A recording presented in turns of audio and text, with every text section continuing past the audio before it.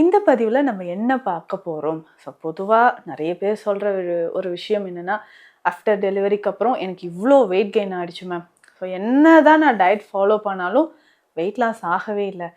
எவ்வளோ நாளைக்கு தான்? இப்போது இந்த ஏஜ் வந்து பார்த்திங்கன்னா 40 பிலோ 40 தான் நம்ம நல்லா சாப்பிட்டு எல்லாத்தையும் சாப்பிட வேண்டிய வயசு. அதுக்கப்புறம் சுகர் பிபிலாம் வந்துடும்.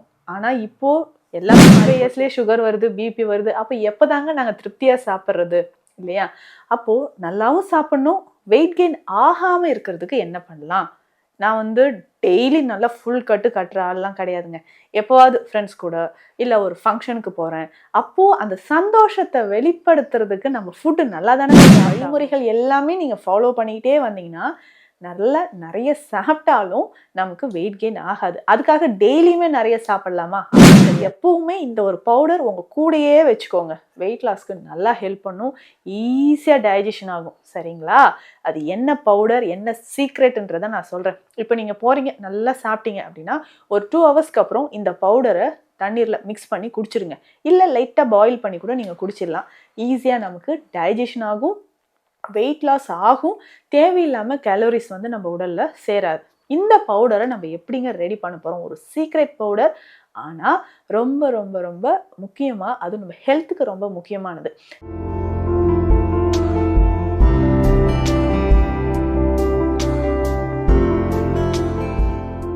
வணக்கம், நான் டாக்டர் நித்யா, சித்தா ஃபிசிஷியன். இந்த பதிவில் நம்ம என்ன பார்க்க போகிறோம்? ஸோ பொதுவாக நிறைய பேர் சொல்கிற ஒரு விஷயம் என்னென்னா, ஆஃப்டர் டெலிவரிக்கு அப்புறம் எனக்கு இவ்வளோ வெயிட் கெயின் ஆகிடுச்சு மேம். ஸோ என்ன தான் நான் டயட் ஃபாலோ பண்ணாலும் வெயிட் லாஸ் ஆகவே இல்லை.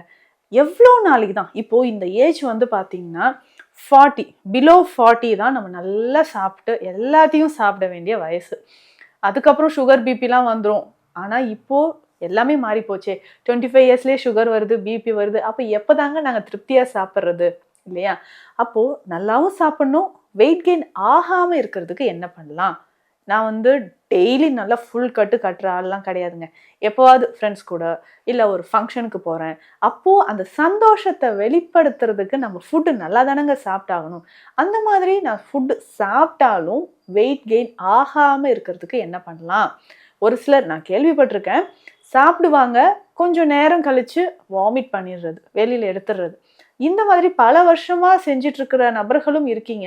ஆனால் அந்த மாதிரி செஞ்சுக்கிட்டே இருந்தோம்னா கண்டிப்பாக நம்ம பாடியில் எலக்ட்ரோலைட் இம்பேலன்ஸ் வந்துடும், டீஹைட்ரேஷன் ஆக ஆரம்பிச்சிடும், ஹார்மோன் இம்பேலன்ஸ் ஏற்படும். சடனாக நமக்கே தெரியாமல் திடீர்னு ஒரு கிடினஸோ இல்லை பாடியில் கொலாப்ஸ் ஏற்படவோ வாய்ப்பு இருக்குங்க. அந்த மாதிரி வேண்டாம். சரி, நீங்கள் இப்போது நல்லா சாப்பிட்டுட்டீங்க, அதனால் எனக்கு கொஞ்சம் வெயிட் கெயின் ஆகாமல் ஈஸியாக வெயிட் லாஸ் பண்ணுறதுக்கு என்னென்ன பண்ணலாம்? இந்த வழிமுறைகள் எல்லாமே நீங்கள் ஃபாலோ பண்ணிக்கிட்டே வந்தீங்கன்னா நிறைய சாப்பிட்டாலும் நமக்கு வெயிட் கெயின் ஆகாது. அதுக்காக டெய்லியுமே நிறைய சாப்பிடலாமா? அப்படி கிடையாது. ஒரு நாள் 2 நாள் நீங்கள் நல்லா சாப்பிட்டீங்க, நமக்கே தெரியும் இல்லையா?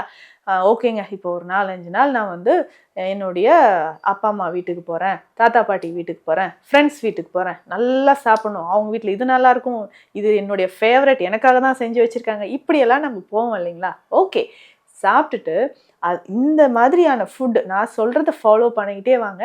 பட் எப்பவுமே இந்த ஒரு பவுடர் உங்கள் கூடையே வச்சுக்கோங்க. வெயிட் லாஸ்க்கு நல்லா ஹெல்ப் பண்ணும், ஈஸியாக டைஜஷன் ஆகும். சரிங்களா?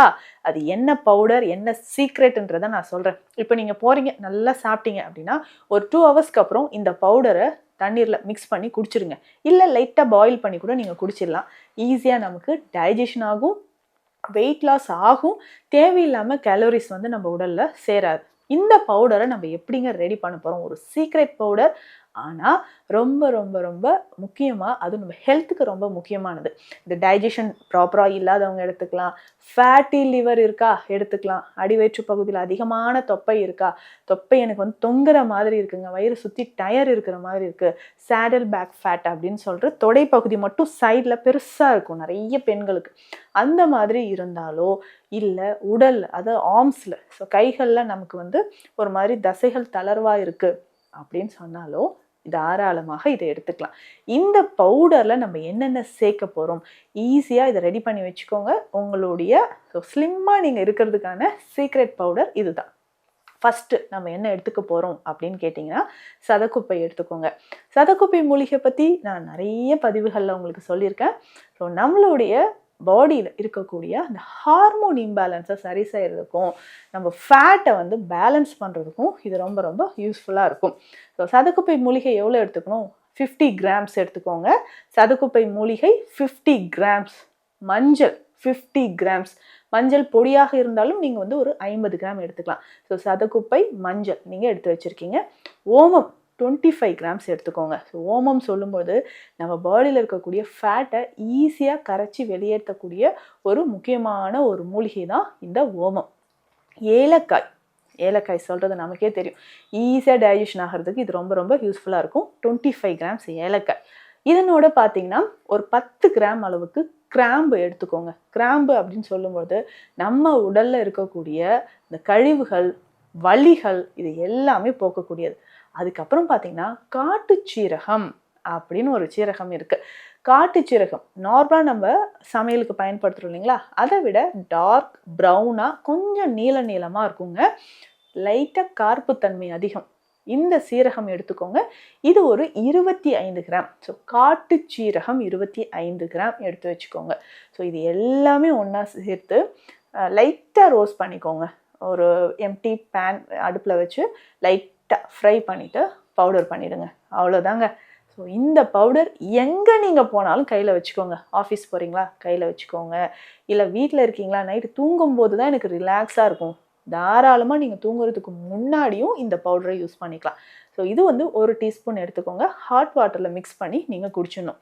இல்லைங்க இது வந்து எனக்கு ஃபைன் பவுடராக என்னால் அரைக்க முடியல, கொஞ்சம் கொரகொரகா அப்படி இருக்கே, அப்படியே குடித்தா எனக்கு தொண்டையில் கரகரப்புன்னு இருக்கும் அப்படின்னு சொன்னீங்கன்னா பாயில் பண்ணிக்கோங்க.